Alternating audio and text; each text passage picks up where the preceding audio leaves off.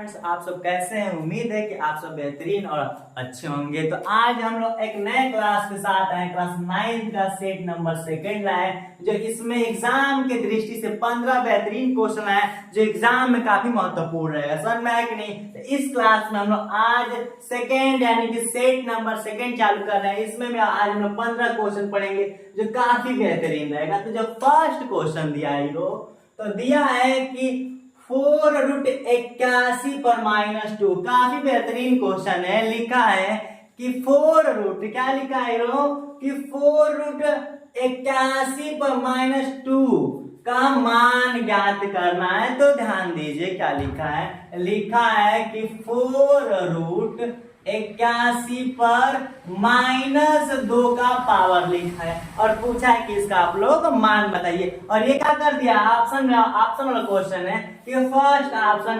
1/9 दिया है, second option 1/3 दिया है, और थर्ड ऑप्शन दिया है 9 और फोर्थ ऑप्शन 1/81 दिया है। क्लियर? तो ऐसे ऑप्शन इसको क्लिक नहीं कर सकते। पहले इस क्वेश्चन को सॉल्व करेंगे, उसके बाद इसका फाइनल आंसर काउंट करेंगे। ठीक है, तो अब ध्यान दीजिए, रूट यानी कि 4 रूट को सेम लिख देंगे। और आप लोग को पता होगा कि जो 81 है किसका स्क्वायर है बाबू? तो 9 का स्क्वायर है। तो इस 81 को 9 का स्क्वायर लिख सकते हैं कि नहीं? बिल्कुल लिख सकते हैं। और इस पर क्या है जी बाबू? तो -2 पावर है। क्लियर? यहां तक आप लोग को उम्मीद होगी, यानी कि मेरी उम्मीद होगी आप लोग को अच्छे समझ में आ रहा होगा। क्लियर? अब आगे क्या करेंगे? 4 रूट, अब बताइए 9 हो गया और यहाँ पर मल्टीप्लाई दिया है, जब मल्टीप्लाई करेंगे तो -4 हो जाएगा कि नहीं? बिल्कुल हो जाएगा। अब ध्यान दीजिए, ध्यान देने की बात ये है कि 4 क्या हो गया? 4 हो गया और रूट हो गया। अब ध्यान देने की बात हम लोग की यही है कि जब घात किस में हो? माइनस में हो। तो घात जब माइनस में हो तो उस घात को प्लस में करने के लिए हम लोग क्या करते हैं? हमेशा बटा में करते हैं। क्या करते हैं बाबू? हमेशा बटा में करते हैं। तो ध्यान दीजिए क्या करेंगे? 1/4 का क्या कर देंगे? होल, यानी कि 1/9 का क्या कर देंगे? 4 होल कर देंगे। क्लियर? अब यहां तक ये माइनस में पावर था कि नहीं, लेकिन अब क्या हो गया? प्लस में हो गया। क्यों? क्योंकि जब भी घात, एक बात ध्यान रखिए कि जब भी घात माइनस में हो तो उसको प्लस में करने के लिए क्या करते हैं बाबू? 1 की बटा में करते हैं। क्लियर? और घात यहाँ पर -4 का अब क्या हो गया? +4। क्लियर हो गया? अब आगे करते हैं 4 रूट, क्या बाबू? 4 रूट 1 का स्क्वायर करेंगे, 1 का 4 पावर करेंगे तब भी 1 होगा। क्लियर? और 9 का 4 का 9 का 4 लिख देते हैं। कोई क्लियर? कोई दिक्कत? यानी कि 1 का जब 4 टाइम लिखेंगे तब भी क्या होगा? 4 ही होगा। बट जो 9 को 4 करेंगे 9 को 4 टाइम्स लिख सकते हैं। अब बताइए क्या करेंगे? 1/9 पर 4 पावर कर सकते हैं। और जो ये 4 है, रूट यानी कि 4 रूट है, इसको क्या कर दिए? 1/4 में कर दिए। इस 4 से कैंसिल हो गया, क्या बचा आंसर? 1/9। क्लियर? तो हम लोग ऑप्शन देखते हैं, क्या एक क्वेश्चन सॉल्व किए तो लिखा था कि 4√81 और -2 का मान होगा। तो आंसर क्या दिखाई दे रहा है? फर्स्ट 1/9। क्लियर हो गया? और इसके जस्ट हम लोग सेकेंड क्वेश्चन चलते हैं। क्या लिखा है? लिखा है, ये बहुत बेहतरीन क्वेश्चन है कि 4 अंडर रूट फिर 3√2 पर 2 का मान होगा। क्या जी? लिखा है कि 4 रूट फिर 3√2 पर 2 का मान बताइए। तो क्या है जी? जो 2 है 2 पर 2 लिखा है। क्लियर? कोई दिक्कत नहीं। अब बताइए, हम बता चुके हैं कि जो √3 लिखा है कि नहीं, यहाँ पर 3 रूट लिखा है, इसको चाहेंगे तो 1/3 भी लिख सकते हैं, कोई प्रॉब्लम नहीं। तो क्या है? रूट एंड 3 रूट है कि नहीं, तो इसको क्या कर सकते हैं? इंटू 1/3 कर सकते हैं। तो सेम जब 3 है तो इसको 1/3 कर सकते हैं। तो ये क्या है? 4 रूट है कि नहीं, तो इसको क्या कर सकते हैं? 1/4 कर सकते हैं। क्लियर? और जब क्लिक करेंगे 2 1 जा 2, 2 2 जा 4, यानी कि 2 पर क्या हुआ बाबू? 1 हो गया, 2 3 6, यानी कि 2 पर क्या बचा? 2 पर 1/6 पावर बचा। तो ऑप्शन कौन दिखाई दे रहा है? 2 पर -1/6 दे दिया। बात को ध्यान देना बाबू। तो क्या आंसर माइनस आया? आंसर नहीं आया, तो माइनस में आंसर नहीं आया, कट हो गया। और ये क्या लिखा है? 2 पर क्या लिखा है? -6, ये भी आंसर नहीं आया। और 2 पर ओनली 6 रहा है, ये भी नहीं आया। आंसर क्या है बाबू हम लोग का? 2 पर माइनस, यानी कि जो 2 है 2 पर 1/6 आंसर, यानी कि ऑप्शन थर्ड होगा। क्लियर। तो जो हम लोग का जो थर्ड क्वेश्चन है दिया, काफी बेहतरीन क्वेश्चन एग्जाम की दृष्टि से लिखा है कि 3/√8 क्या जी 3/√8 प्लस 1/√2 का क्या पूछा है, मान पूछा है। ये काफी बेहतरीन क्वेश्चन है, एग्जाम में पूछने की चांस काफी ज्यादा बनता है, समझ में कि नहीं। तो इसको सॉल्व करते हैं। लिखा है कि 3/√8 क्लियर प्लस 1/√2। यहां तक आप लोगों को समझ में आ गया होगा। तो एग्जाम अगर इसको देखे तो लग रहा है कि भिन्न का क्या है बाबू, तो भिन्न का जोड़ है। और जब भिन्न का जोड़ में डिनोमिनेटर यानी कि जो हर होता है बराबर नहीं होता है, तो इसके लिए पढ़ते हैं कि इसका मल्टीप्लाई इसमें और इसका मल्टीप्लाई इसमें और नीचे का नीचे। क्या करते हैं हम लोग, इसका मल्टीप्लाई इसमें करेंगे तो 3 क्या हो जाएगा 2 हो जाएगा। क्लियर। और इसका मल्टीप्लाई इसमें करेंगे तो जब √8 का मल्टीप्लाई 1 में करेंगे तो क्लियर है कि √8 ही हो सकता है और कुछ हो नहीं सकता। यहाँ तक उम्मीद है कि आप लोग क्लियर समझ में आ रहा होगा। फिर जब इसका मल्टीप्लाई इसमें कर दिए, इसका मल्टीप्लाई इसमें और इस नीचे का नीचे करेंगे, ध्यान दीजिए तो √8 इंटू क्या करेंगे √2। क्लियर हो गया। अब ध्यान देखिए जो 3√2 है कि नहीं, इसको सेम राइट कर देंगे। अब प्लस जो √8 है इसको हम लोग क्या लिख सकते हैं, लिख सकते हैं 2√2। बात समझ में आ गया कि नहीं। और अपान क्या करेंगे, बहुत लोग यहाँ मिस्टेक करते हैं कि √8 इंटू √2 का क्या कर देते हैं, मल्टीप्लाई कर देते हैं, समझ में आ गया कि नहीं। तो गुणा क्या होता है, रूट क्या हो जाता है, जब गुणा करें तो √16 हो जाता है। अरे √16 किसका वैल्यू 4 का, यही सब लिखते हैं, जो कि गलती नहीं करनी है। हम लोग डायरेक्ट यहाँ पे क्या करेंगे, इसको चाहेंगे तो जो √8 है इसको 2√2 लिख सकते हैं। क्लियर। और यहाँ पे क्या है मल्टीप्लाई 2 है। बात समझ में आ गई कि नहीं, यहाँ तक बिल्कुल क्लियर समझ में आ रहा होगा। यानी कि 3√2 को सेम राइट कर दिए। क्लियर।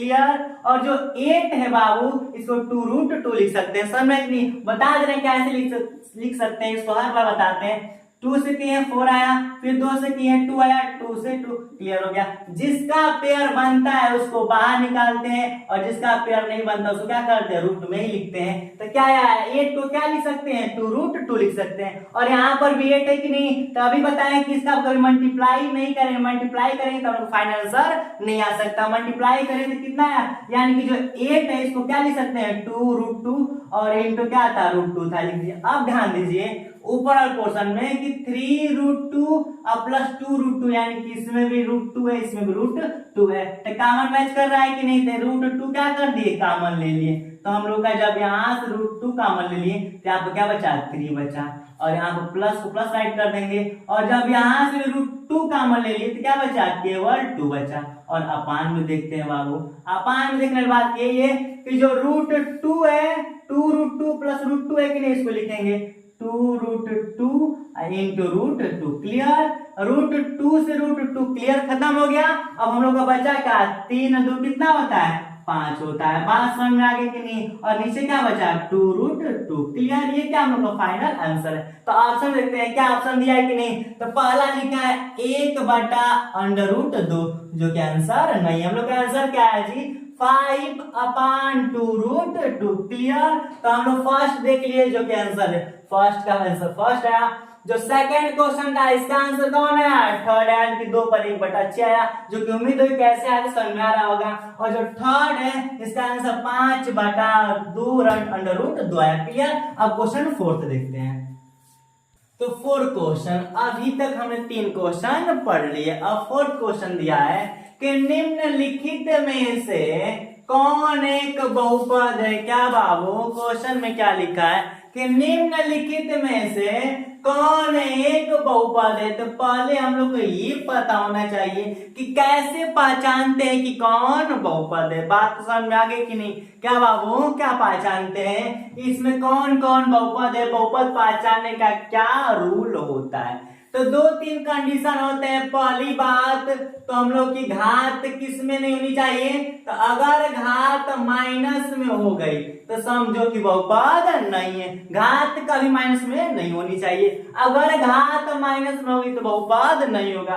दूसरा कंडीशन ये कि अंडर रूट में कभी a से लेकर z तक का कोई भी अक्षर नहीं होना चाहिए। अगर ए से जेड तक का कोई भी अक्षर रूट में आ गया तो समझ जाइए कि वो यानी कि वो बहुपद नहीं है। बात समझ में आएगी नहीं। और एक तीसरा कंडीशन ये भी होता है, तीसरा कंडीशन में कि बटा में क्या जी अपॉन में यानी कि बाई में कभी ए से लेकर जेड तक का I mean X Y Z कुछ भी नहीं होना चाहिए। तीन कंडीशन, फर्स्ट कंडीशन कि घात माइनस में नहीं होना चाहिए, सेकंड कंडीशन कि रूट में ए से जेड तक का नहीं होना चाहिए, थर्ड कंडीशन क्या है कि बटा में नहीं होना चाहिए। अगर इसके बाद कोई भी कंडीशन फॉलो होता है तो बहुपद होगा, लेकिन अगर ये तीनों कंडीशन फॉलो कर दिए तो बहुपद नहीं होगा। क्लियर? तो क्या जी घात माइनस में नहीं होना चाहिए। तो देखते हैं क्या किसी की घात माइनस में है, तो यहाँ पर भी घात माइनस में नहीं है, चलो कोई दिक्कत नहीं, कोई दिक्कत नहीं। लेकिन रूट में क्या नहीं होना चाहिए,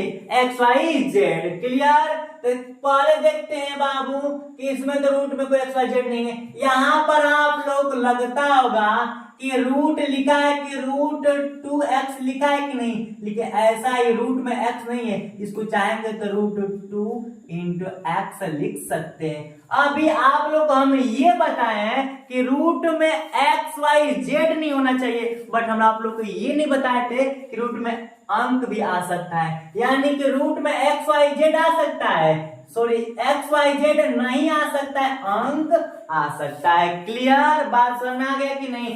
तो अब बताइए, और यहाँ पर बटा में एक्स वाई जेड दे दिया है कि नहीं, तो जब दे दे तो बहुपद होगा नहीं, तो ये पोर्शन यानी कि ऑप्शन नंबर थर्ड क्या हुआ, पूरा गलत हो गया। क्लियर? अब देखिए तीसरा बताए थे कि बटा में एक्स वाई जेड भी नहीं आना चाहिए, यहाँ पर बटा में एक्स वाई जेड आ गया कि नहीं, तो ऑप्शन नंबर फर्स्ट भी खत्म, यानी कि ऑप्शन नंबर फर्स्ट और थर्ड ऐसे ही नहीं होंगे, और बटा में एक्स वाई जेड यहाँ पर भी आ गया कि नहीं, तो ये भी नहीं होगा। तो बचा कौन, ये हम लोग का ऑप्शन नंबर सेकेंड। क्या इसमें कोई भी घात माइनस में है नहीं, यानी कि पहला रूल भी फॉलो कर रहा है। अंडर रूट में एक्स वाई जेड भी नहीं है, बस लग रहा था कि रूट 2x है, बट ऐसा नहीं है, और रूट 2 इंटू एक्स है, -1 है, यानी कि बटा यानी कि अंडर रूट में भी एक्स वाई जेड नहीं है और बटा में भी एक्स वाई जेड नहीं है, तो बहुपद कौन होगा, ऑप्शन नंबर सेकंड। क्लियर? और नेक्स्ट क्वेश्चन हम देखेंगे क्या लिखा है, 5 क्वेश्चन नंबर कि अंडर रूट 2 निम्नलिखित में से घात का एक बहुपद है। क्या हीरो लिखा है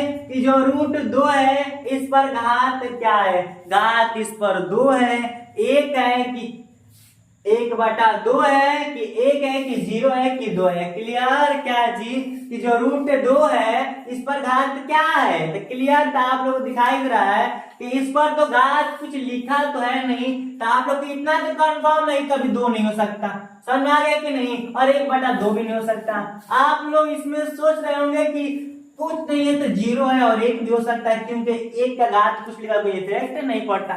बट ध्यान दीजिए कि बहुपद का एक बात होता है कि जिस पर कोई घात नहीं होता है उस पर कौन सी घात होती है, शून्य घात होती है। आंसर कौन होगा, ऑप्शन नंबर सेकंड, शून्य। लेकिन अब आप लोग के मन में एक और फैक्ट चलने लगेगा कि जब किसी भी अंक पर 0 घात होती है तो उसका मान 1 होता है, लेकिन बहुपद में मान वो जब भी रूट 2 है इस पर घात 0 इसका मान 1 वो अलग बात है, बट यहाँ घात पूछा है कि घात है कितनी, तो घात क्या है, कुछ नहीं है, तो घात 0 है। क्लियर? और क्वेश्चन नंबर 6 देखते हैं कि माइटोकॉन्ड्रिया, अभी तक क्वेश्चन जितने पढ़ रहे थे क्योंकि जो सेट ही हम लोग का किसका है, तो सेट हम लोग का मैथ और साइंस का है, सेट नंबर सेकंड, इस बात को ध्यान देना। क्लियर? और मन लगा के पढ़ा करो, एकदम इस चैनल पर आप लोग एकदम बढ़िया से लाइन से प्लेलिस्ट वीडियो मिला करेगा, समझ में आ गया कि नहीं। तो लिखा है कि माइटोकॉन्ड्रिया, क्या जी, इससे स्पष्ट हो रहा है कि ये क्वेश्चन बायो का है, किसका जी, बायोलॉजी का है। ठीक है, तो माइटोकॉन्ड्रिया के मध्य पाए जाने वाली अंगुलीनुमा संरचना है, तो एक चीज ध्यान दीजिएगा, अंगुलीनुमा संरचना कौन सी होती है, तो F1 कर्ण नहीं होती है। क्या जी बाबू, F1 कर्ण नहीं होती है, डीएनए तो होवे नहीं करता, ये तो धागा नुमा संरचना होती है, मैट्रिक्स भी नहीं होती है, समझ आएगी कि नहीं। तो अंगुलीनुमा कौन संरचना होती है, तो क्रिस्टी होती है, इस बात का ध्यान देना, समझ कि नहीं, उसमें खाचा होता है, इसी का ये अंगुलीनुमा संरचना होती है। फिर नेक्स्ट क्वेश्चन जो 7वां है, रंग के आधार पर लवक के कितने प्रकार होते हैं, प्लास्टिक का बात किया, किसका प्लास्टिक का बात कर दिया, तो रंग के आधार पर तो कितने प्रकार के होते हैं लवक, तो लवक तीन प्रकार के होते हैं बाबू। कितने प्रकार के? तीन प्रकार के। तो ऑप्शन 3 मार देंगे, ठीक है। लेकिन आप लोग हम ये बता दे रहे हैं कि 3 प्रकार के होते हैं, बट कौन कौन होते हैं? तो एक होता है हरित लवक, एक होता है वॉडी, एक होता है अवॉडी। क्लियर? तो इसमें हम लोग 4th क्वेश्चन पढ़े मैथ का था, 5 क्वेश्चन ये मैथ का, 6 और 7 किसका था? बायो का था, जो क्लियर समझ में आ गया। अब देखते हैं 8 क्वेश्चन। तो अब 8वां क्वेश्चन हम लोग देखते हैं। अभी तक ना पढ़ लिए, ठीक। अब 8वां क्वेश्चन लिखा ही रो कि कलर, क्या जी? अब जो ये शर्ट का, टी शर्ट का कलर, ये ऐसी कलर नहीं है, ये बाहों की कलर बात कर रहा है, समझ में कि नहीं? तो कलर के आकार के बहुत सारे हरित लवक उपस्थित होते हैं। तो पहली बार बता दे रहे हैं, जो हरित लवक होते हैं ये सब किस में उपस्थित होते हैं? तो लिया ऑप्शन की यूलोथ्रिक्स, स्पाइरोगाइरा दिया है, जिगनेमा दिया है, कैल्डोफोरा दिया है। इस बात को ध्यान देना। तो जब कहा है कि कलर के आकार के बहुत सारे हरित लवक उपस्थित होते हैं, इस क्वेश्चन का जो मेन मतलब है, जो मेन मीन है, वो समझ लीजिए। कह रहा है कि हरित लवक कहाँ उपस्थित होते हैं? तो ये जो होते हैं कि नहीं, तो हम लोग का यूलोथ्रिक्स में उपस्थित होते हैं। क्या उपस्थित होते हैं जी? हरित लवक यूलोथ्रिक्स में उपस्थित होते हैं। इस बात को ध्यान दीजिए, काफी इंपॉर्टेंट क्वेश्चन है। क्या बाबू?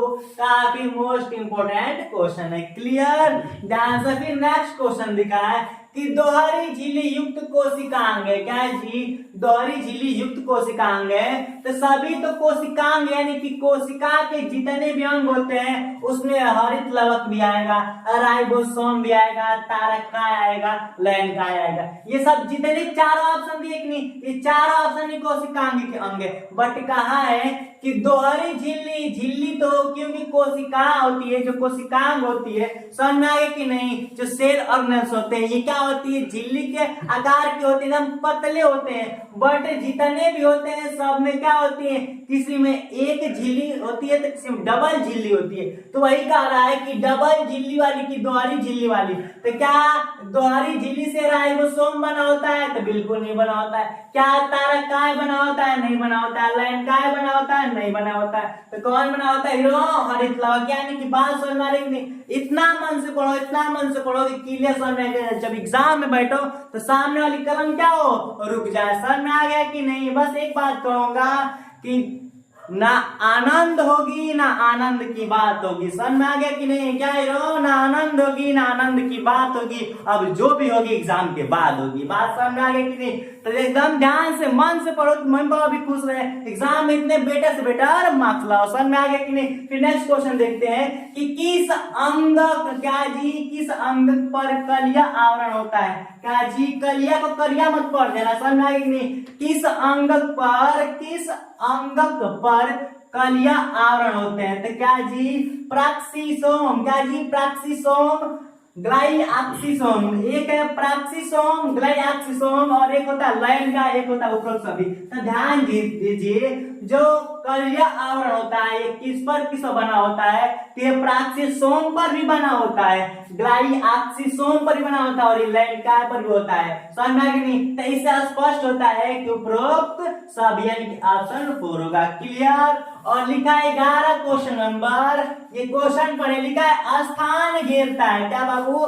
स्थान घेरता है। यानी कि ये क्वेश्चन हम लोग किसका है जी? तो केमिस्ट्री का है। किसका बाबू? केमिस्ट्री का है। तो स्थान घेरता है, तो जितने भी पदार्थ होते हैं सिंपल सी बात स्थान ही घेरेंगे। तो लिखा है कि गैस, ये भी पदार्थ होते हैं, तो सिंपल सी बात गैस का स्थान घेरता है। एग्जाम्पल बेटर आप लोग बहुत बता चुके हैं कि गैस यानी कि हवा। अब गुब्बारे में क्या करो? हवा भर दो। तो सिंपल सा, जब गुब्बारे को इतना बड़ा फुला देंगे, हवा भर देंगे, तो स्थान घेर ही रहा है। ठीक। और एक होता है द्रव, क्या एक बाल्टी पानी ले रहे हैं तो क्या बाल्टी भर पानी, यानी कि स्थान वो भी घेर लिया। और एक होता है ठोस, ये था ऑटोमेटिक बोर्ड, मान लो क्या है? ठोस है, इतना स्थान घेरा ही नहीं है ना? तो क्या जी?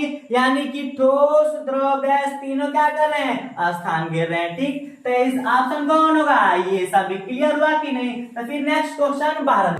तो अब 12 क्वेश्चन देखते हैं। लिखा है कि गैसीय अवस्था के कण, किसके कण बाबू? लिखा है गैसीय अवस्था के कण। तो अभी बात नहीं समझ में आ रही कि क्वेश्चन कहना क्या चाह रहा है। लिखा है गैसीय अवस्था के कण, इससे क्या स्पष्ट हो रही है? कुछ स्पष्ट हो रही है? नहीं स्पष्ट हो रही है। तो अब क्वेश्चन क्या कहना चाह रहा है देखते हैं कि गैसीय अवस्था के कण, ऑप्शन पढ़ लेते हैं कि लिखा है कि फर्स्ट ऑप्शन एक निश्चित दिशा में गति करता है, यानी कि अब लग रहा है कि गैस का क्वालिटी पूछ रहा है। तो बाबू गैस का क्वालिटी क्या होता है आप लोग अच्छे से पढ़े। जब पदार्थ चैप्टर पढ़ा रहे थे, जब आप लोग साइंस का फर्स्ट चैप्टर, जब मैं यानी कि जब हम पदार्थ मैटर पढ़ाए थे, तो आप लोग को ठोस, द्रव और गैस के बारे में क्लियर बताए थे। तो आप लोग को हम गैस के बारे में ही बताए थे कि जब गैस होता है ना, उसकी आकार व आयतन कोई फिक्स नहीं होता।